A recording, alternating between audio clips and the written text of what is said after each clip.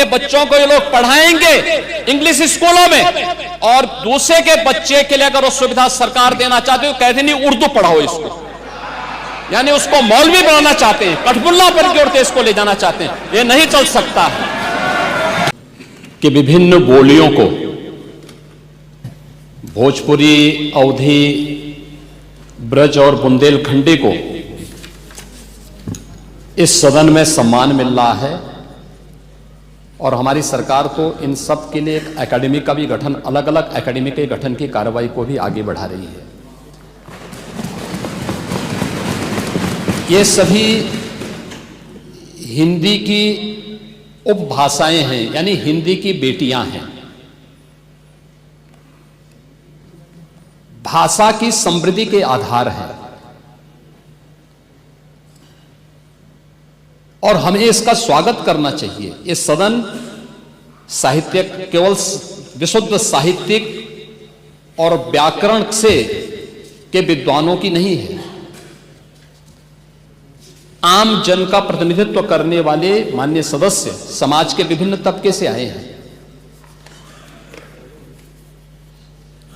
अंतिम पायदान पर बैठे हुए व्यक्ति की आवाज को भी इस सदन में मुखरता मिले, इसके लिए अगर किसी को हिंदी में वह धारा प्रवाह नहीं बोल सकता, तो उसको भोजपुरी में भी अपनी बात को रखने का अधिकार मिलना चाहिए, अवधी में, ब्रज में या बुंदेलखंडी में उसको रखने का अधिकार मिलना चाहिए।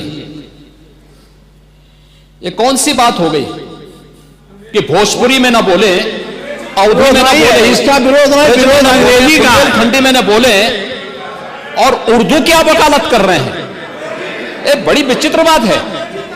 आप मुझे बताइए, मैं इसीलिए कहता हूं कि आप समाजवादियों का चरित्र ही इतना दोहरा हो चुका है, इतना दोहरा हो चुका है कि अपने बच्चों को भेजेंगे इंग्लिश पब्लिक स्कूल में, और दूसरों के बच्चों को बोलेंगे कि एक गांव के उस विद्यालय में पढ़े जहां संसाधन भी नहीं है। ये दोहरा आचरण, और जाकी रही भावना जैसी प्रभु मूर्ति देखी तिन तैसी, यह तो आचरण आप लोगों का है। इसीलिए आपने कल भी भोजपुरी का विरोध किया, अवधी का विरोध किया, बुंदेलखंडी का विरोध किया, और आप लोग अपने दैनिक जागरण में, दैनिक जीवन में इस प्रकार के आचरण के आदी हो चुके हैं। और इसलिए अध्यक्ष जी, इसका अभिनंदन हम लोग करते हैं, और इन बोलियों को सम्मान मिलना चाहिए। इनके संरक्षण के लिए ही हमारी सरकार भोजपुरी एकेडमी का गठन कर रही है, अवधी एकेडमी का गठन कर रही है संत तुलसीदास जी के नाम पर। इसी के आधार पर ब्रज भाषा इतनी समृद्ध भाषा है। सूरदास जी ने अपनी सभी रचनाएं उसी भाषा में दी हैं। संत तुलसीदास जी ने अपनी कालजयी रचना रामचरितमानस, जो इस सदन में ही नहीं, उत्तर भारत के अंदर और भारत से प्रवासी हुए जितने भी ऐसे लोग हैं जो मॉरिशस में या दुनिया के फिजी में या दुनिया के किसी देश में गए, उनके संकट काल में रामचरितमानस ही तुलसीदास जी का अवधी भाषा में रचा गया, रामचरितमानस ही उनका सहारा बना था। और आज जब उसको सम्मान मिल रहा है तो आप उसका विरोध कर रहे हैं। बड़ी विचित्र सी स्थिति है। आप हर अच्छे कार्य का समाज, आज के यही ढोंग है आप लोगों का, यही ढोंग है। हर अच्छे कार्य का आप विरोध करेंगे, हर अच्छे कार्य का आप विरोध करेंगे। हर अच्छा कार्य जो प्रदेश के हित में है, देश के हित में है, आप उसका विरोध करेंगे।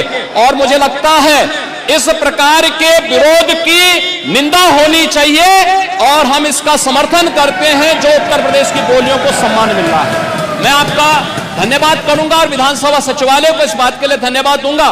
कल हम लोगों ने यहां पे इसका शुभारंभ किया, समाजवादी पार्टी ने उसका विरोध किया है, और मुझे लगता है कि प्रोसीडिंग का हिस्सा होना चाहिए। इनको समाज के सामने एक्सपोज करना चाहिए। अपने बच्चों को ये लोग पढ़ाएंगे इंग्लिश स्कूलों में, और दूसरे के बच्चे के लिए अगर वो सुविधा सरकार देना चाहते हो, कहते नहीं उर्दू पढ़ाओ इसको, यानी उसको मौलवी बनाना चाहते हैं, कठपुल्ला पर की ओर देश को ले जाना चाहते हैं। ये नहीं चल सकता है।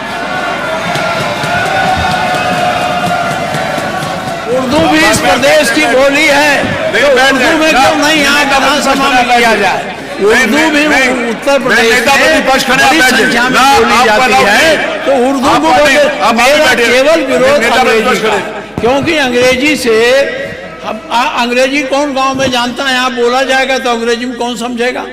कितने लोग हैं? इसलिए इस विधानसभा को कुलीन तंत्र की विधानसभा न बनाइए, यही मेरा अनुरोध। इसमें मैं माननीय मुख्यमंत्री जी ने पूरा विषय रख दिया है, अब उसमें कुछ कहने की गुंजाइश नहीं है। जिस समय देखिए बहुत सारे समय पर बहुत, एक मिनट प्लीज, नहीं आपको अलाउड नहीं है प्लीज। बहुत सारे अवसर के ऊपर हमारे माननीय प्रतिपक्ष के नेताओं ने भी कहा कि बेसिक के शिक्षा के ऊपर भी अंग्रेजी स्कूल खोलो। आपने डिमांड करी और सरकार कर रही है उस बारे में भी काम, नहीं कर रही है। बहुत बार किया, सारे प्रश्न आए विधानसभा में, मैं आपको बता सकता हूं वहां पर। दूसरा ये है, माननीय नेता प्रतिपक्ष, आपने जब AIPOC कराया था यहां पर, तो क्या अंग्रेजी में ट्रांसलेशन उनको नहीं सुनाया? माननीय अध्यक्ष जी, माननीय अध्यक्ष, आपने भी सुनाया था। माननीय अध्यक्ष जी, देखिए जो विषय यहाँ सदन के सामने आया है, बहुत से हमारे माननीय सदस्य बहुत फॉर्मल लैंग्वेज में अपनी बात नहीं कह सकते। वो अपनी घर की बोली चाली में जिस तरीके से बोलते हैं उसी तरीके से यहाँ भी अपनी बात करना चाहते हैं। तो एक ये सुविधा दी गई है, ये सुविधा इसलिए दी गई कि अपनी घर में जिस तरीके से बातचीत आप करते हो, चाहे अवधी हो, चाहे बुंदेलखंडी हो, और चाहे पूर्वी हो, चाहे ब्रजभाषा हो, उसी तरह से आप अपनी भाषा यहाँ बोलिए और जिसको जिसमें चाहेगा वो उसमें सुन लेगा। इसमें व्याख्या की पूरी, एक मिनट पूरी बात आ जाए तो उसके बाद बोल लीजिएगा।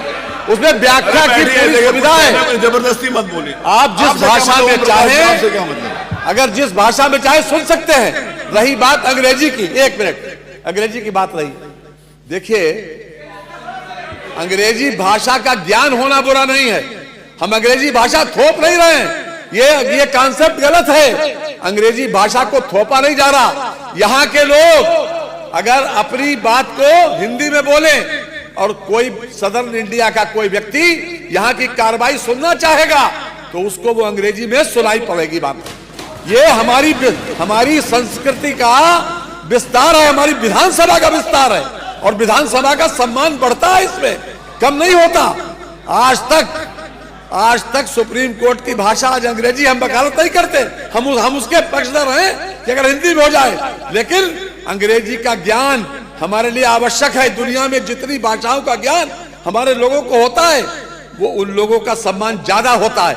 अगर हम किसी विदेशी भाषा का ज्ञान रखते हैं, इसमें गलत कुछ भी नहीं है। और आज के जो चलन है, यहाँ पर जितने लोग बैठे हैं, जरा देख रहे हैं अपने अपने बच्चों को कि किस किस स्कूल में जाते हैं पढ़ने, किस किस स्कूल पढ़ने जाते हैं। क्या अंग्रेजी भाषा के ज्ञान आवश्यक नहीं है? अंग्रेजी भाषा को हम थोप नहीं रहे हैं, हम तो एक सुविधा दे रहे हैं कि अगर सुविधा दे रहे हैं ये कि अगर कोई व्यक्ति यहाँ पर कोई माननीय एक सदस्य आए, वो बेहतर तरीके से अपनी बात अंग्रेजी में कह सकता है, जिसका मीडियम इंग्लिश रहा है, तो वो अपनी बात कहे, हम हिंदी में सुनेंगे उसे। तो क्या हर्ज क्या उसमें? इसमें हर्ज नहीं होना चाहिए। थोपना अलग बात है। हम अगर अंग्रेजी कंपलसरी करें तो आप आपत्ति करना, हम अंग्रेजी कंपलसरी नहीं कर रहे, हम तो केवल एक सुविधा बढ़ा रहे हैं। और इस विधानसभा का देश और दुनिया में अगर लोग बैठे हुए इंग्लैंड में, अमेरिका में, अगर वो चाहेंगे, उनको हिंदी नहीं आती, वो चाहेंगे तो यहाँ की भाषा में, अपनी भाषा उसमें अंग्रेजी में सुन सकते हैं। तो ये एक सुविधा दी जा रही है, इसलिए आपको विरोध नहीं करना चाहिए। माननीय माता प्रसाद जी, कल जिस तरह में आपने, क्षमा करिएगा, हमको आपका विरोध का एंगल है, और नहीं तो आप पूर्वी भाषा का बात हो आप विरोध करो, ऐसा आप कभी नहीं करते। एंगल विरोध का है, क्योंकि आपकी दृष्टि विरोधी है, एक दृष्टि विरोधी बन गई कि हमें विरोध करना है। नहीं, कल आपने किया था, आज नहीं करा, कल किया था, कल किया था। मैं केवल और केवल जो अंग्रेजी आप इस विधानसभा पर थोपने जा रहे हैं उसका विरोध कर रहा हूं। कोई थोपने नहीं जा रहे हैं, थोपने नहीं जा रहे हैं, एक सुविधा बढ़ाई जा रही है। आज भी सुप्रीम कोर्ट में आज भी बहस इंग्लिश में ही होती है, आज भी होती है, हम उसको थोप नहीं रहे हैं।